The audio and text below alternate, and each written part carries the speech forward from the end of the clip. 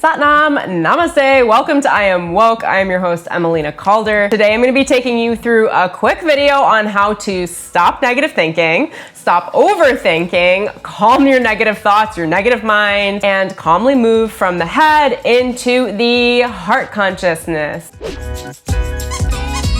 If you're new to my channel, welcome! My name is Emelina. I am a modern shaman, a high-performance spiritual coach, life coach, personal branding coach. I do all things cosmic, like reading the Akashic records and getting you divine insights and coaching tips so that you can navigate and run your life with ease. Now, we've all been there. Overthinking is a total complete beast. And if you are like me, you can get stuck in cycles where your mind just runs on a hamster wheel and you don't know which way is up, you're not sure what reality is, you keep thinking, you're like in some level of a cycle of doom and gloom, or maybe you're just thinking in so many different rational thoughts and they all make sense to you, but you're kind of driving yourself crazy and you might not be able to actually understand the situation that is in front of you that you're actually dealing with. And you wonder if you can just get a hold, if you can just wrangle the monkeys in the mind, life would be better. Well, I've got 5 really quick tips that I'm gonna run through with you guys so that you can move from the head consciousness into the heart consciousness,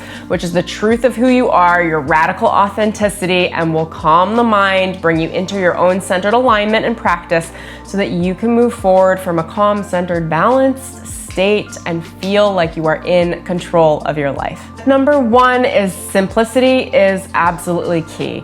The simple way, the simple method is the way forward. Frequently, the ego likes to create lots of different traps of the mind, traps of linear logical thinking. You know, it makes sense logically, but if we were to break down the thinking, you're really just like chasing your tail. You know what this feels like. It feels like a hamster wheel. It feels like you can't get off. It feels like you're rehearsing again and again and again, and your mind is going crazy. Complexity is the sign of an overactive ego. Complexity comes across as overthinking, trying to reverse engineer all of the negative things that could happen in the future. These are all signs of an overactive ego. And what I would recommend is just taking a few moments to center yourself and to find the simple thought to come into your heart. And honestly, you just take a few deep breaths into your heart space, bringing your consciousness, your awareness, your energy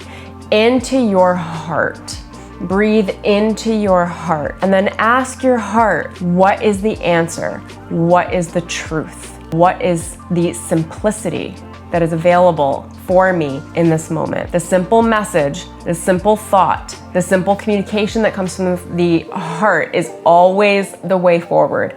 It is always the thought that can be trusted. If you're sifting through lots of different thoughts, wondering which ones are real, which ones aren't, the good thoughts, the thoughts that assume the best are the ones that you can trust. Otherwise, you're just placing your attention in a fear-based cycle. Number 2 is embrace that growth is a natural state of the process. It's a natural byproduct of you living and being and making decisions and thinking and acting and reflecting. You don't need to rehearse, to self-criticize, to be in self-blame. When so many of us are in states of overthinking and overanalysis, it's because we're rehearsing things that we've done in the past, generally speaking, or we are rehearsing things that we are about to do in the future, which are both being in the future and being in the past is not being in the now. So you want to get present now, which is to be attentive to where you are. Understanding that growth is natural means that you don't have to hit yourself over the head. It means you don't have to be in a state of self-beraging.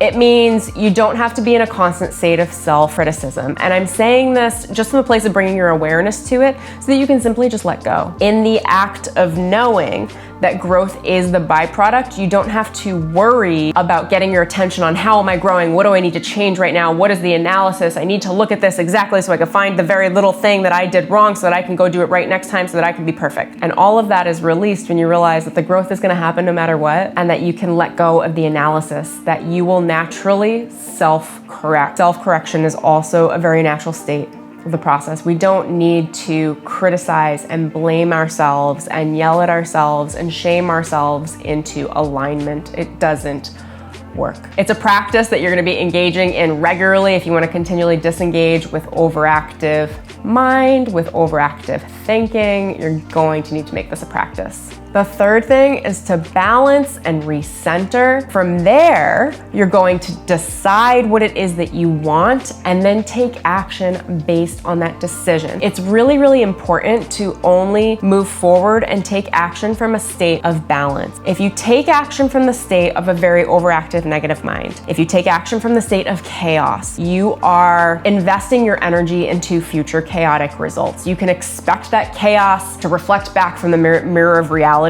back into your life like tenfold. You can't get away from it.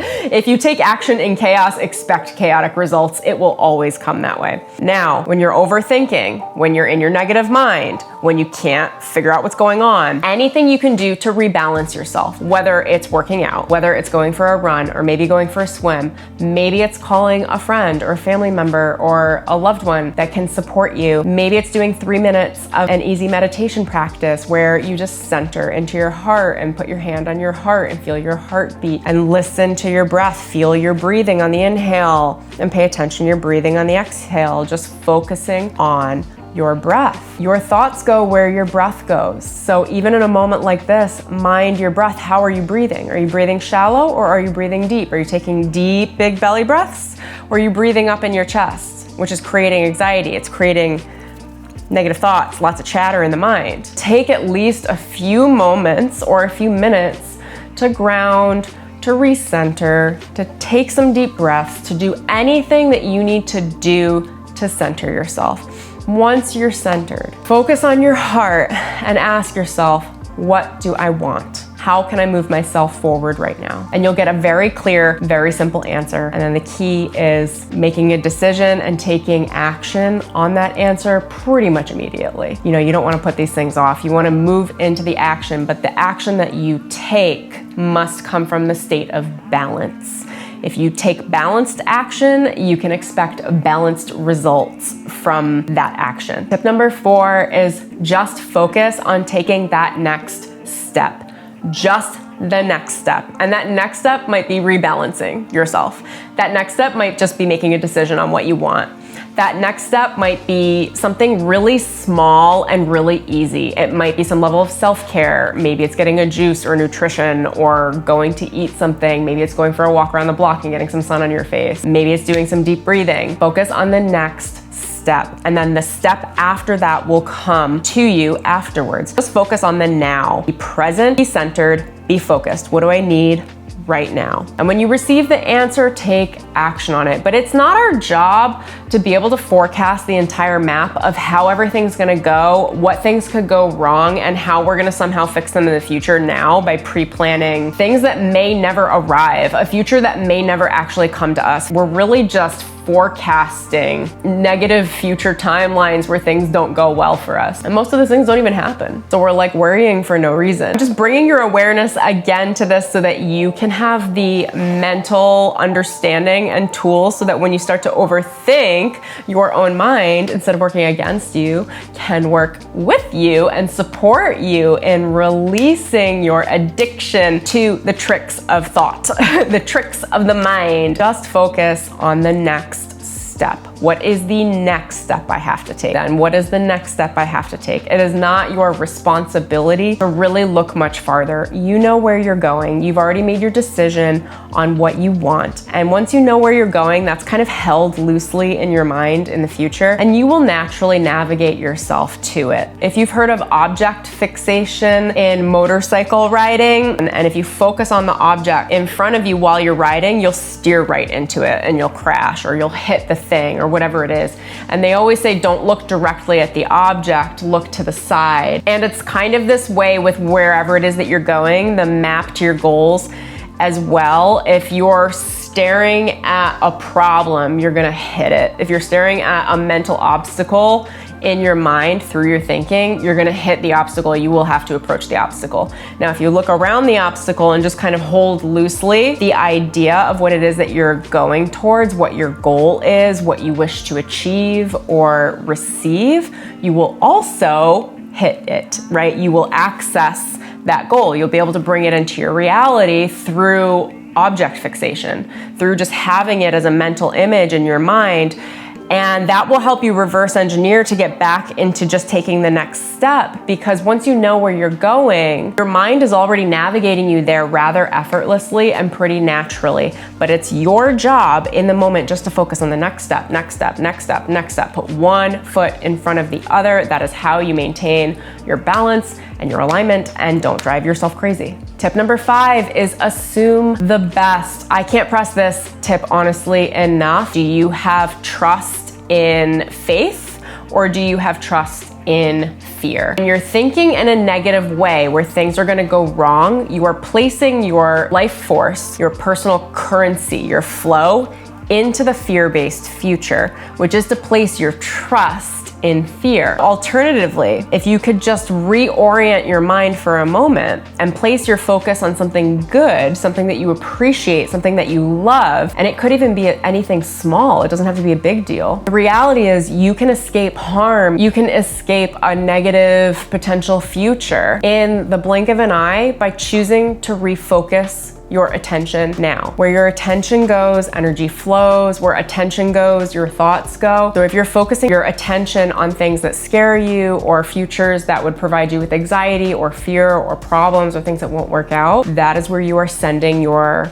life force, your energy current, your voltage, right? If you're electricity. And if you just in a moment refocus, in the blink of an eye, you can refocus. As you open your eyes, you're literally opening to a new perspective. And in that moment, you refocus on something that you're grateful for. You refocus on anything that makes you happy. You change all of the timelines in the future to meet you in your gratitude now, to meet you in your contentment now. And it is as simple as refocusing in the moment. Something I like to say over and over and over again, I don't know where I heard this, I'm sure I heard it somewhere: all is well and getting better. This is a mantra that you can say over and over and over again when you're in a pit of negative thinking and you need to calm and still your mind to give it something to focus on. That's not the problem at hand. Place your attention in faith. Place your attention in what could happen that could be good. Even if you're dreaming up potential scenarios that could work out, that's where you want your attention. What good is happening now? Can everything work out for you? Can you actually predict the future?